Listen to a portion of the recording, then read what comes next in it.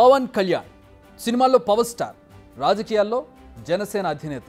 అయితే ప్రజలు ఆయన లీడర్గా చూస్తున్నారా లేక ఇంకా సినిమా స్టార్గానే భావిస్తున్నారా? అసలు పవన్ తన ఫ్యూచర్ను ఎలా ప్లాన్ చేసుకున్నారు? ఒకప్పుడు తగ్గేదేలే అంటూ డైలాగులు పేల్చిన పవన్ ఇప్పుడెందుకు తగ్గారు? సీట్ల సంఖ్య 21కి పడిపోయినా సైలెంట్గా ఎందుకున్నారు? జనసేన మరో ప్రజారాజ్యం కాకూడదన్న భయమా? తన అన్న కంటే తానే బెటర్ అని ప్రూవ్ చేసుకోవాలన్న తపన? 2014 ఎన్నికలు పవన్ కళ్యాణ్ పోటీ చేయలేదు. తన మద్దతును బీజేపీ టీడీపీ కూటమికి ఇచ్చారు. 2019 ఎన్నికలు పవన్ ఒంటరిగా ఎన్నికలకు వెళ్ళారు. చాలా దారుణంగా దెబ్బతిన్నారు. 2024 ఎన్నికలు పవన్ టీడీపీ బీజేపీ కూటమితో ముందుకెళ్తున్నారు. ఏం జరుగుతుందో మరికొన్ని రోజుల్లో తేలబోతోంది. కానీ ఈ మధ్య జరిగిన ఘటనలు ఇప్పుడు ఇంట్రెస్టింగ్గా మారాయి. ఇప్పటి వరకు పవన్ను చాలామంది సినిమా స్టార్గానే చూస్తున్నారు. అదే ఇక్కడ సమస్య. ఒకసారి 2019 ఎన్నికల టైంకి వెళ్దాం. ఆ ఎన్నికల్లో అత్యంత దారుణంగా ఓడిపోయింది జనసేన. ఒకే ఎమ్మెల్యేను గెలిపించుకోగలిగింది. అతను కూడా వైసీపీలో చేరిపోయాడు. పవన్కు జ్ఞానోదయమైంది. సినిమాలు వేరు, రాజకీయాలు వేరు అని. 2 చోట్ల పోటీ చేస్తే 2 చోట్ల ఓడిపోవడం ఆయన బాగా హర్ట్ చేసినట్టుగా కనిపించింది. వెంటబడి పరిగెత్తే ప్రతి అభిమాని ఓటు వేయడన్న విషయం ఆయనకు చాలా లేటుగా బోధపడింది. అప్పటికే జరగాల్సిన నష్టం జరిగిపోయింది. ఆ తర్వాత మొదలైంది అసలైన రాజకీయం. ఇక ఫుల్ టైం రాజకీయాల్లోనే ఉంటాను, సినిమాలు బంద్ అని అనౌన్స్ చేశారు పవన్ కళ్యాణ్. చెప్పిన మాటను గట్టున పెట్టి మళ్ళీ సినిమాలు చేసుకున్నారు. ఉన్న 4-5 లీడర్లు పవన్పై తీవ్ర విమర్శలు చేసి ఎవరి దారి వాళ్ళు చూసుకున్నారు. ఆ తర్వాత ఏ నోటితో అయితే పాచిపోయిన లడ్డూలు ఇచ్చారంటూ తీవ్ర విమర్శలు చేశారు, అదే నోటితో ప్రధాని మోడీని పొగిడి మళ్ళీ బీజేపీకి దగ్గరయ్యారు. దాదాపుగా పార్టీని బీజేపీలో విలీనం చేసేందుకు కూడా రెడీ అయ్యారు. అక్కడ ఎంట్రీ ఇచ్చింది వైసీపీ. అన్న చిరంజీవిని తమ్ముడు పవన్ను కలిపి విమర్శించింది. 2009 ఎన్నికల్లో ప్రజారాజ్యం స్థాపించి 18 సీట్లు గెలిచిన పీఆర్పీని ఎలాగైతే కాంగ్రెస్లో విలీనం చేసి చిరంజీవి కేంద్ర మంత్రి పదవి తీసుకున్నారో సేమ్ అదే బాటలో పవన్ కూడా విలీనం చేసి పదవి కొట్టేస్తారు. అప్పుడు వైసీపీ నేతలు చేసిన విమర్శలు ఇవి. ఈ విమర్శలే పవన్లో పౌరుషాన్ని పెంచినట్టు కనపడుతోంది. పార్టీని ఎలాగైనా నిలబెట్టాలన్న నిర్ణయానికి ఆయనకు ఆజ్యం పోశాయి. విలీన ఆలోచనను పక్కన పెట్టేలా చేశాయి.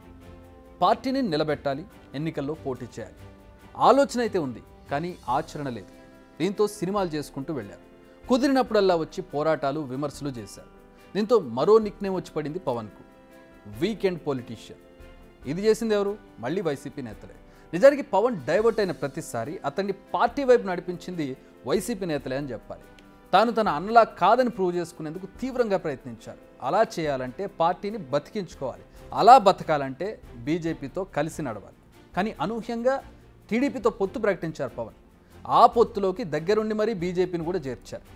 ఏదేమైనా అల్టిమేట్గా పవర్లోకి రావాలి. నేరుగా సీఎం కాకపోయినా ఆ కూటమిలో కీ రోల్ ప్లే చేయాలి, లేదా కింగ్ మేకర్ అవ్వాలి. ఇదే పవన్ ఆలోచనగా తెలుస్తోంది. కూటమిలో కూడా పవన్ 50 సీట్లు డిమాండ్ చేస్తారని ఎక్స్పెక్ట్ చేశారు. ఈవెన్ జనసేన కేడర్ కూడా అదే ఎక్స్పెక్ట్ చేసింది. కానీ టీడీపీ కుదరదని తేల్చేసింది. దానికి వాళ్ళ లెక్కలు వాళ్ళకున్నాయి. సీట్ల సంఖ్య 24 నుంచి 21కి పడిపోయినా అడ్జస్ట్ అయ్యారు పవన్. కారణం తగినంత క్యాడర్ లేదు, పార్టీలో లీడర్లు లేరు. ఇది పవన్ స్వయంకృత అపరాధం అనే చెప్పాలి. ఎందుకంటే జనసేన అంటే కేవలం పవన్ కళ్యాణే కాదు, అంతకు మించి మరో ప్రామినెంట్ ఫేస్ కనిపించడం లేదు.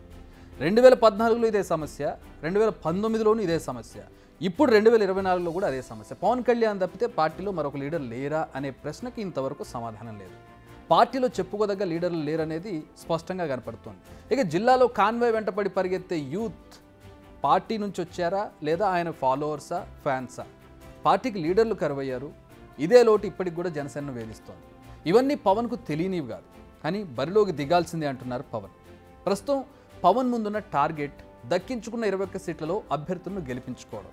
2009లో ప్రజారాజ్యం గెలిచిన 18 సీట్ల కంటే కనీసం 1 సీట్ అనే ఎక్కువ గెలుచుకోవాలి. అలా చేస్తేనే పవన్కు గౌరవం. అలా జరిగితేనే పవన్కు కూటమిలో గౌరవం దక్కుతుంది. అలా జరిగితేనే కూటమి అధికారంలోకి వస్తే ఆయన కీలక పాత్ర పోషించే ఛాన్స్ కూడా ఉంటుంది. ఇందులో ఏది జరగకపోయినా పవన్ రాజకీయ ప్రస్థానానికి, జనసేన మనుగడకే ప్రమాదం ఏర్పడే అవకాశం ఉంది. అందుకే ప్రస్తుతం ఎన్ని విమర్శలు వచ్చినా, ఎంతమంది దుమ్మెత్తిపోస్తున్నా పవన్ ముందున్న ఏకైక టార్గెట్ ఈసారి జగన్ ఎలాగైనా పవర్లోకి రానివ్వకుండా అడ్డుకోవడం.